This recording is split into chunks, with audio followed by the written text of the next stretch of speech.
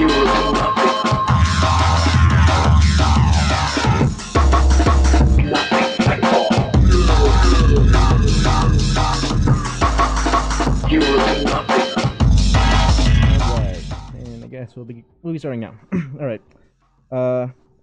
This is just gonna basically be a practice stream so I can fucking learn to talk into a mic without fucking up and freezing and stuttering and all that stuff. So, not that anyone's going to watch this, but if someone make the mistake of trouncing upon this, don't watch it because it's going to be terrible, because it's just going to be practice.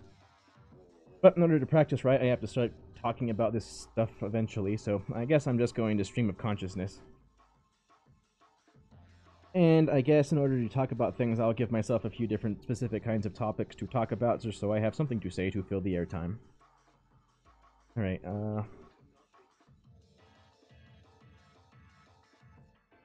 I guess to start talking, I will look at things that I know something about, and I guess I will look to politics for that, and I will begin with the wall. Alright, I guess first things first, obviously the U.S. is having an immigration problem, particularly from the south, from Mexico to the United States, because there are lots of places in which people can sneak across the border without any impunity. That's why we have, you know, the old estimate said 11 million illegal aliens, but there's obviously going to be more than that, because that was the estimate, which they always incidentally go low on. 20 fucking years ago, one of the newest revised estimates is double that at 22 million, but I think that still couldn't possibly be enough. If there's damn near 2 million just DACA, so that's just kids that came with illegals, and since most illegals that cross are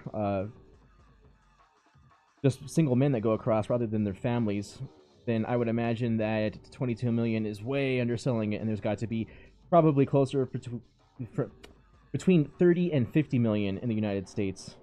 I just don't see how there's any way around it there being around that much, because they always underestimate by factors of 2 and 3. And since you actually never know how many illegal aliens are in the country anyway, all you can do is guess based on a few different pieces of data they're collected. Since nobody actually fucking counts how many illegal aliens there are for various political and logistic reasons, we don't actually fucking know. It would be really nice to know, so the best that we can do is do certain kinds of analysis to certain kinds of public records. And the latest one of those was a Harvard study which said there were 22 million illegals. But, alright. The reason why there are so many is because it's so easy to fucking cross. It's so easy to get in. You can either fly in or cross the border, but the border's the one that we can really need to control, because you can sort of control who flies in and overstays the visa, but you can't control who just wanders across the border if there's no, you know, barrier or specific consequences for doing so. Now, the reasons for there being that many illegal aliens are obviously very multifaceted. A lot of them, from the illegals themselves perspective, is they generally seem to not have enough opportunities wherever they're actually from, so they come to America to get a job or to live off benefits that Americans allow certain kinds of illegals to get if you're in certain places called sanctuary cities, and a few other places. But anyway, to come here and either get a job so they can work and get some money, or just live off benefits so they can live here and get some money. Now, what's supposed to stop that is, you know, what makes a nation actually is its borders, and it says everyone outside of these borders we don't care about, but everyone inside of these borders is under our jurisdiction and has to live under our laws, edicts, and culture.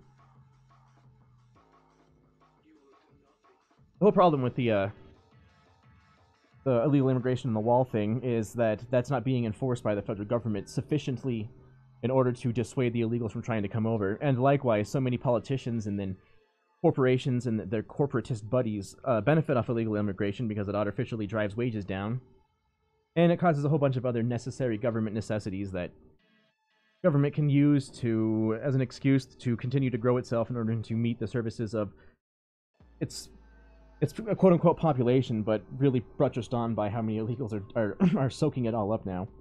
And likewise, there's a certain political party, which will remain nameless for the moment, which benefits solely and specifically from illegal immigration because they are not above getting illegal immigrants to vote for them in order to maintain power. And I wonder which party that would be.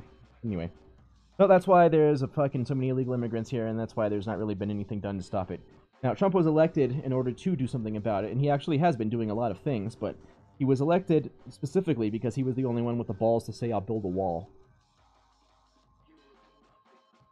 Now, certain portions of the wall are being built or refurbished like in portions of San Diego, portions of Texas and Arizona. But obviously, there probably needs to be a wall across damn near the whole thing in order to stop it. Stop coyotes from just driving people 30 miles outside of this road at some middle of fuck nowhere, just south of fucking Texas or New Mexico or Arizona, and then just wander across there and then have somebody else come and pick them up on the other side. Now, the Border Patrol does what they can in order to stop that, but law enforcement just is limited in what it can do. Primarily because the crime has to take place, or they have to be enough traffic there to warrant some kind of Border Patrol, well, patrolling the fucking area in order to find anybody that's coming across. Since those two things have to kick off in order for them to be there in the first place, that's, a problem. And really, you can't really stop everybody everywhere since it is such a large border. You could fucking put 30 million people into the border guard and still people would still find ways around it. Probably the cheapest and most effective way is to do what you do to keep people out of your house, which is build a wall.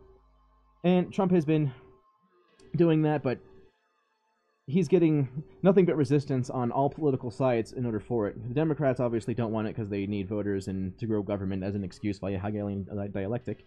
And the Republicans don't want to because they don't want to govern anyway. They just want to be a minority party where they lie to their constituency and tell everybody that they want to shrink government and reduce taxes, and they just really do the same things the Democrats do, but it takes them 10 years longer.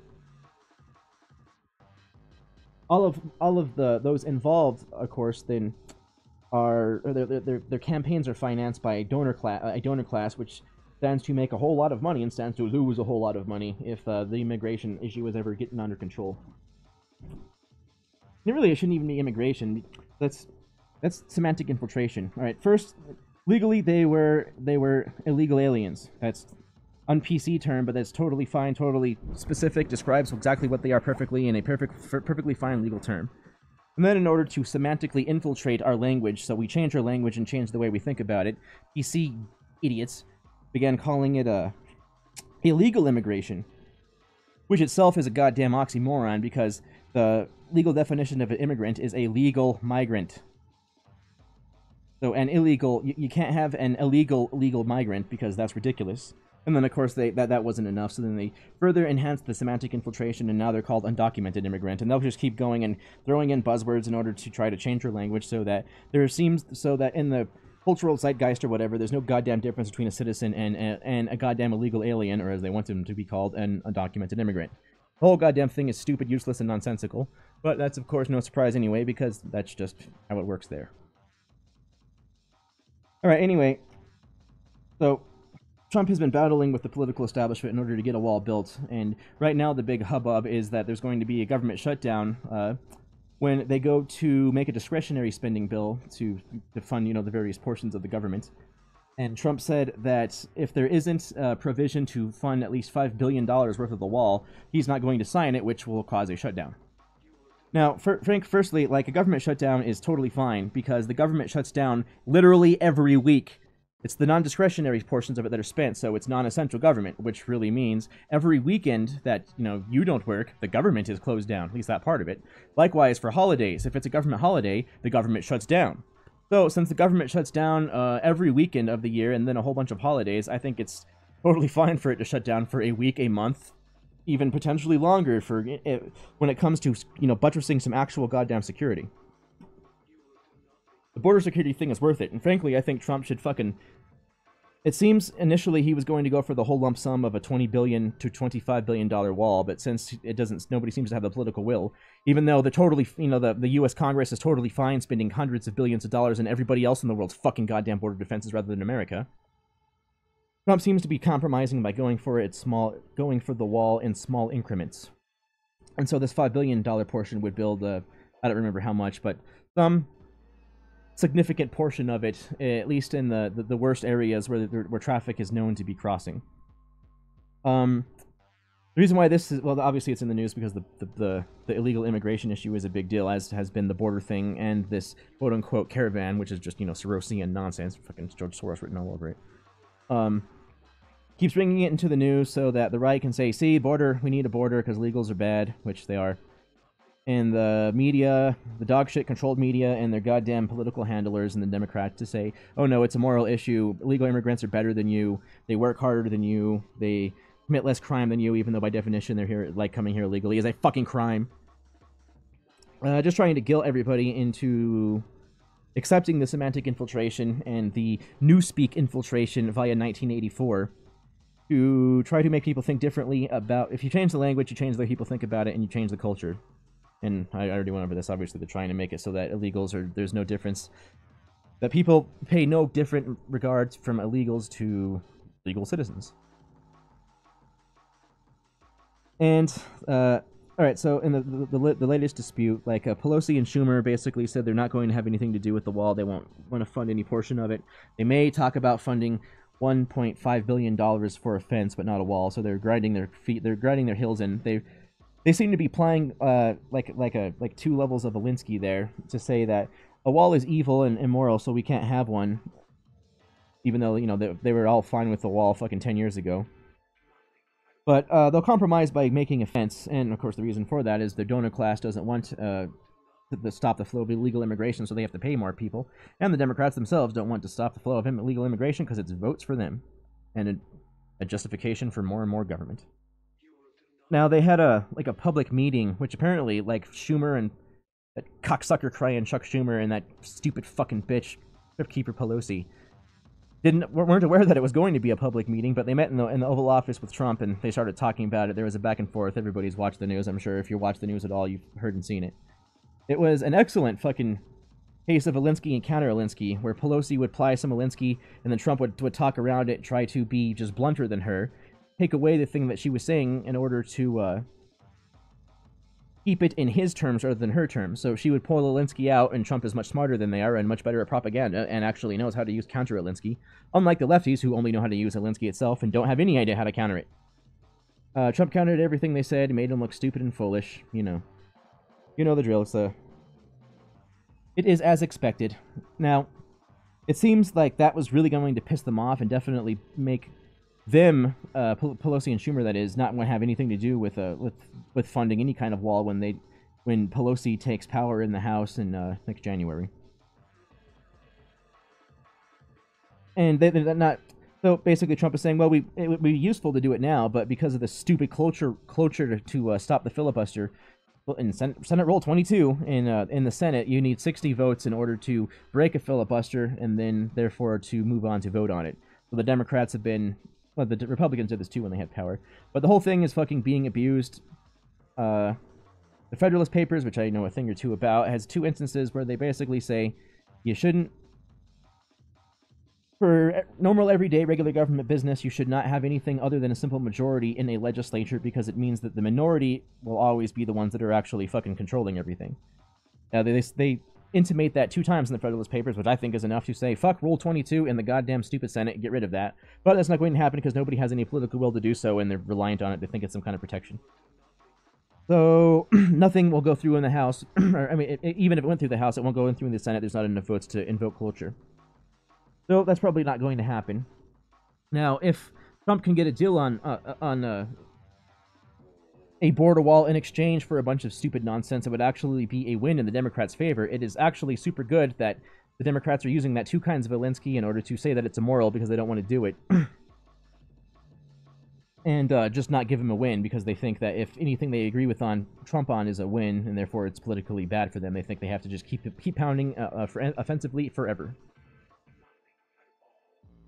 Luckily, actually, that saved us, because Trump last year, of course, offered in exchange for a wall and getting rid of chain migration to make almost 2 million of the DACA illegals legal, which, thank God that they didn't accept that, because if Trump had done that, you know, the next time a Democrat would have won, they would have fast-tracked whatever quote-unquote path to citizenship. They would have put those fucking DACA illegals on, and then that would have been, at least half of that 2 million would are already eligible to vote because the average age of a DACA illegal is 28 years old. And what it really would have done is it made it so it would have tipped the balances in Texas and Florida with this injection of 400,000 new illegal voters, which were illegal. We know they're voting there anyway, but if basically all of them could legally vote, then there would be no reason to hide it. It definitely would unquestionably turn Texas and Florida blue. That's the whole point of DACA. That's why it's going on. Thank goodness that the Democrats didn't accept that, because it doesn't matter if we get a wall if DACA illegals get in, and then there's a perpetual, an actual perpetual blue wave, because they'll just let everybody through the ports in the goddamn wall anyway. So it's a good thing that happened. I'm glad Trump didn't get that. I hope he was just using propaganda, because it would have totally fucked us and it would have made the wall completely pointless. if you just legislate away all border controls to the Democrats anyway, because they can be perpetually elected if they win all the electoral votes in Florida and Texas. But anyway, so back to the point. If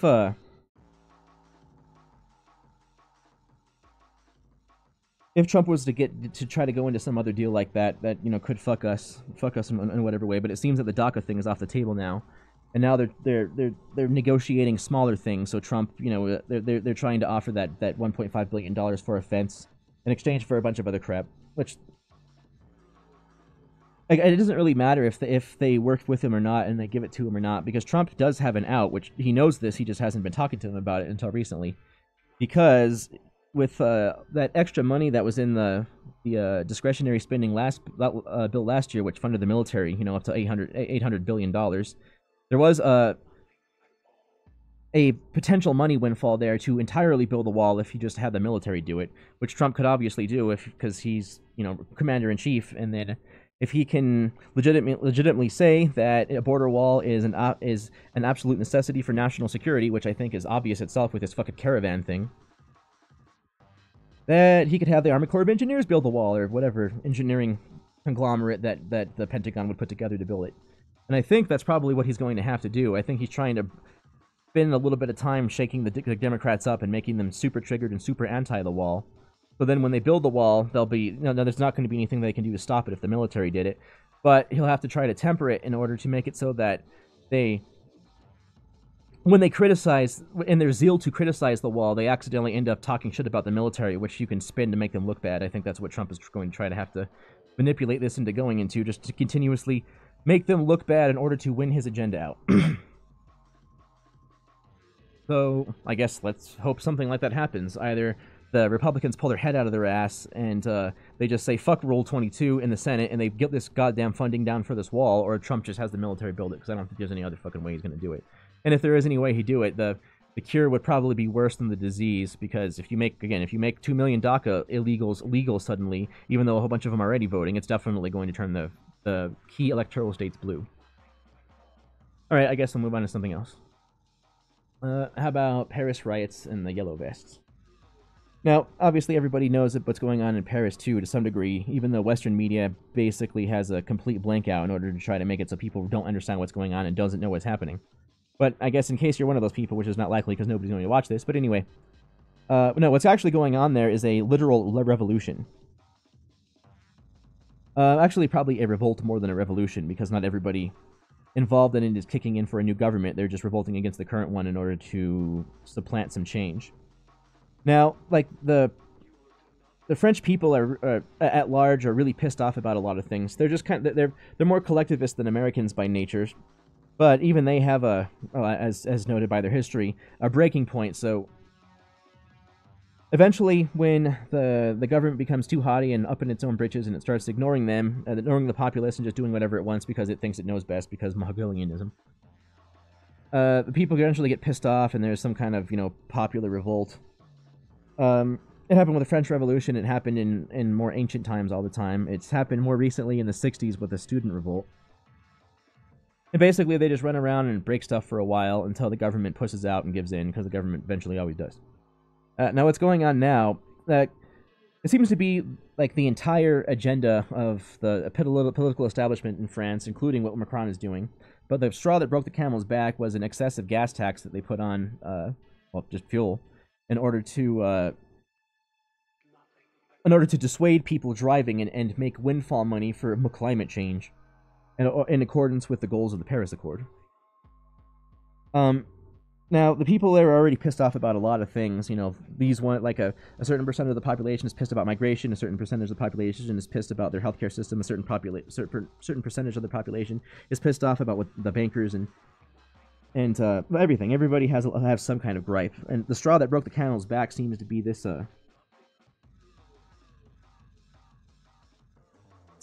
gas tax, which effectively made it so that in France they're charging something along the lines of $8 a gallon for a gallon, per gallon of gas, which is causing the regular middle class worker types there to think, well, am I going to eat today, or am I going to get gas so I can go to work?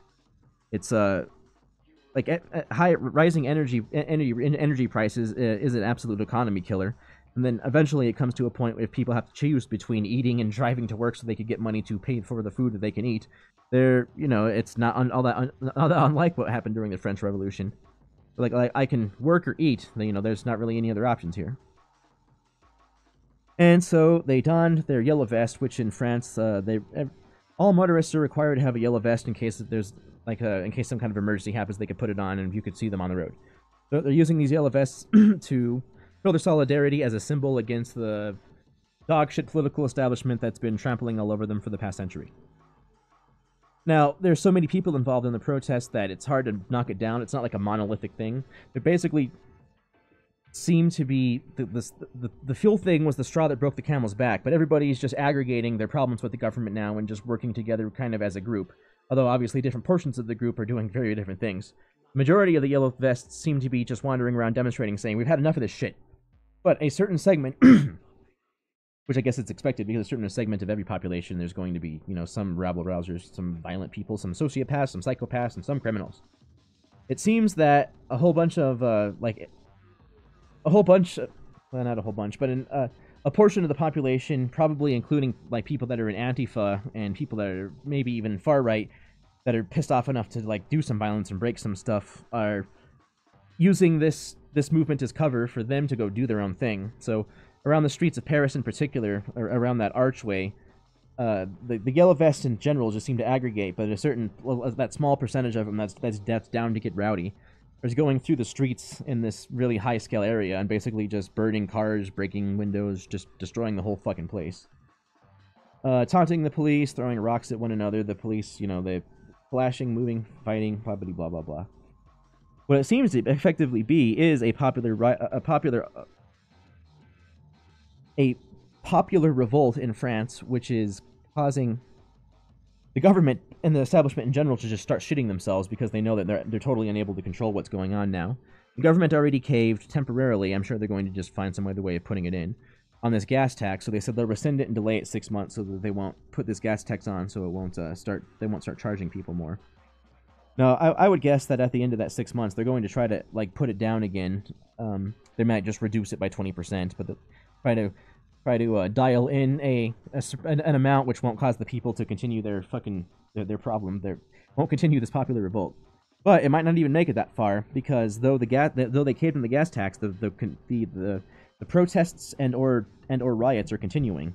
They keep going almost every day, but especially on the weekends. I guess the people get off from work and then they go protest what the hell the goddamn government's doing, and in some cases riot and break and burn shit. I don't know how, I don't know where this is going to go, but since they got the gas tax, now they're basically just pissed off at Macron, and there's a bunch of dumb social issues, because of course there has to be, and that are involved in it, like they want more for pensions, and they want more for money, they want more money for public money, for healthcare, they want more public money for everything. So here comes the social populist style of it, which doesn't understand how economies work, and they're probably going to ruin the whole thing. But that's what happens when you have a whole bunch of collectivists start revolting anyway. Let's hope that the rest of them can come in and start to crack the whip on those dumb fucking shits. And if they keep revolting,